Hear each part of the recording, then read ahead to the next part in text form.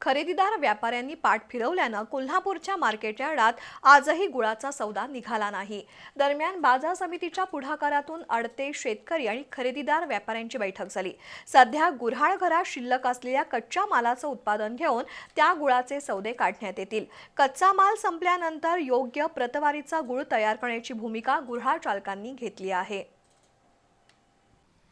गुजरातच्या अन्न औषध प्रशासन विभागानं तिथल्या व्यापाऱ्यांवर केलेल्या छापेमारीत गुळामध्ये अतिरिक्त रंग आढळून आला। त्यातून गुजरात प्रशासनानं काही गुळ व्यापाऱ्यांवर कारवाई केली। त्यानंतर गुजरातमधील व्यापाऱ्यांनी कोल्हापुरातील गुळ खरेदी बंद केली आहे। परिणामी कोल्हापूरच्या मार्केट यार्डातील गुळाचे सौदे ठप्प आहेत। व्यापारी, शेतकरी आणि बाजार समितीच्या बैठकीत आजपासून गुळ सौदे पूर्ववत सुरू करण्याचा निर्णय झाला होता। त्यानुसार आज कोल्हापूरच्या मार्केट यार्डात गुळाच्या 18 गाड्यांची आवक झाली। पण कारवाईच्या धास्तीमुळे खरेदीदार व्यापाऱ्यांनी सौद्याकडे पाठ फिरवली। परिणामी आजही गुळाचा सौदा निघाला नाही।